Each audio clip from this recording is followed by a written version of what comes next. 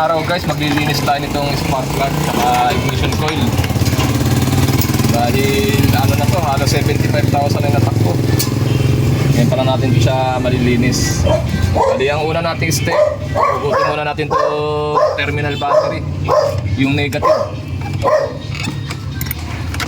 Hugutin muna natin tong negative para walang aberya. Hingi aso.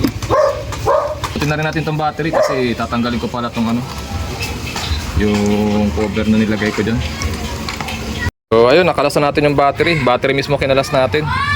Kasi natagas nga pala yung ano niya, yung acid, kaya yan, nabakbak yung ano niya, pinapatungan. Ito, chinek muna ng partner ko yung level ng tubig ng battery. Okay pa naman. Susunod nating step, ito, tatanggalin natin tong mga G's na kumakapit dito sa ignition coil. Size 10 lang yan na yabe para mahugot natin tong ignition coil. So ayun, natanggalan natin yung mga tornilyo. Sa pagkakabit naman ito, pagtanggal di rin kayo malilito dahil hindi siya magkakalito-lito gawa ng may sarili siyang ano, pwesto, yung mga ignition coil. Yan, hugutin lang natin yan. Okay. Yan. Ito, sa pangkalas nga pala ng spark plug, kailangan nyo ng special tools dahil 14 ang size nito. Tapos yung deep socket, dahil hindi pwede yung basta-basta pantanggal lang. In-order ko pa yun sa Lazada. Ganyang kahaba dapat.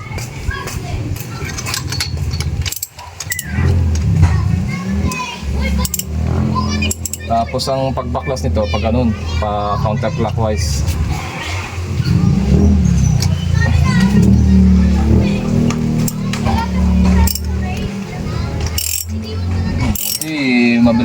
Madaling baklasin.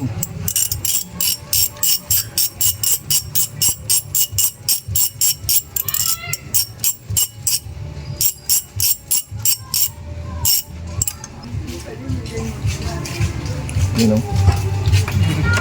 yan, parang mataas na yung sunog niya.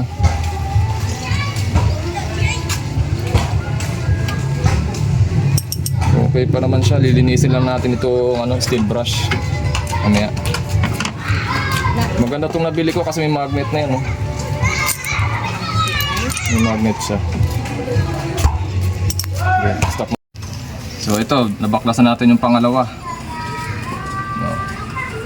Maitim na rin. Pag ano na natin, pag susunod-sunod rin. Tapos ganun lang din, pa counterclockwise lahat. Yan, buti nakisama. Kasi may ibang spark plug na sobrang tagal din nababaklas, nababasag yan. Kaya problema yun pagka nangyari. Yung dating sakyan ko, yung pina-PMS ko doon sa labas, nabasag, naputol. Kaya gumamit pa sila ng special tools para mabaklas. Mahal din ang palinis ng spark plug nito sa labas. Yan, pangatlo. May team na rin, Meron.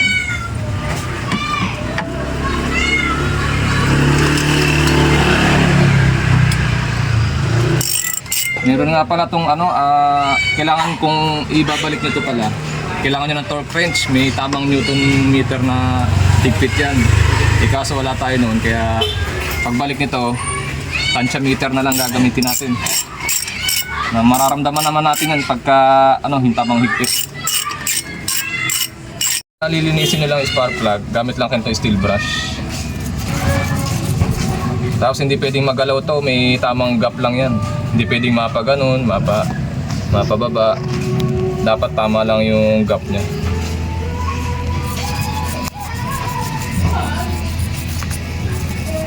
Ayan, nalilinis naman siya ng steel brush.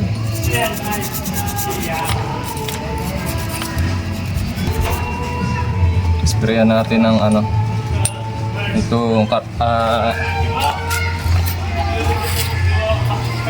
throttle body cleaning. Pwede naman to dyan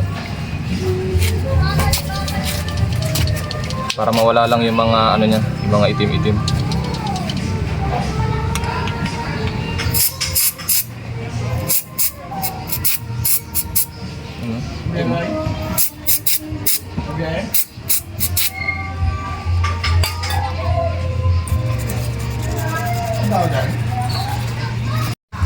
Ayan, okay na yan. Ganyan talaga sunog niyan, gawa ng gamit na eh. Pero pag brand new yan, maputi pa yan. At least nawala yung mga ano niya, yung mga oil o yung maitim. Hindi naman niya pinapasok ng oil. Pag pinasok ng oil yan, may tagas na yung gasket niya. Wala namang kanina. Natural lang yung sunog na yun. Kahit saan sakyan, ganun. So, ganun lang paglinis. Steel brush, tsaka sprayan nyo lang ng throttle body cleaning o pwedeng gas para malinis siya. Okay. So, ito nga pala, paglinis itong ignition coil, gamit ka nitong contact cleaner. Dahil electronics to. Hindi pwede ito sa mga, pwede ito sa mga naman, mabilis matuyo. Yan, spray nyo lang ganyan. Laglag pa.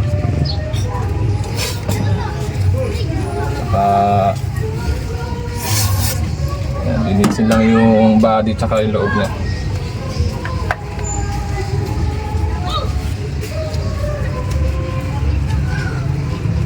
Tagal din nalinis to eh. Ngayon lang nabuksan.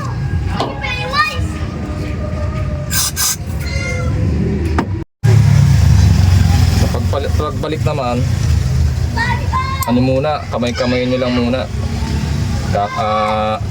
Kakapay nyo yung tamang higpit. Tsaka yung thread dapat lapat na lapat.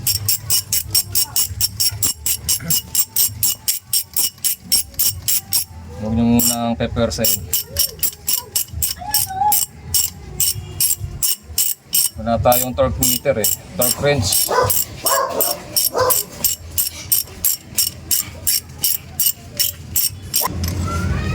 Dalawa. Spark plug. 4 yan. Bali, babalik natin ignition coil. Sa pagbalik naman nga, hindi naman siya mahirap ibalik dahil may kanya-kanya siyang destination.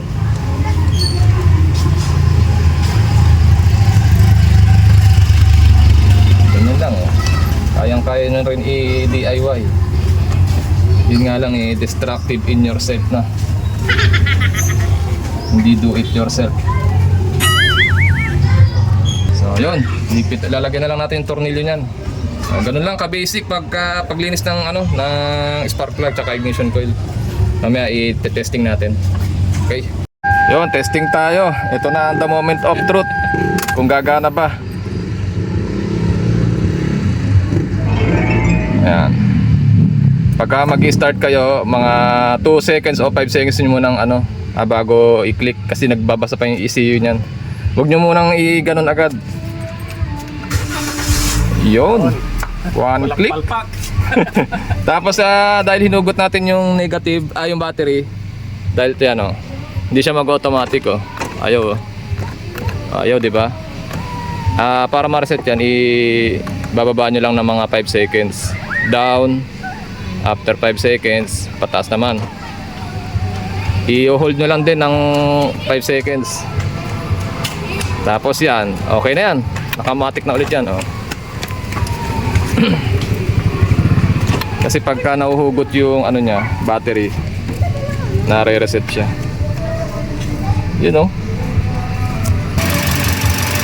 Madilim na, inabot na kami ng gabi. Pre, baka may shoutout ka. Yung asawa mo. Yung asawa mo, ano sabi mo? Ayan, ayos. Alright.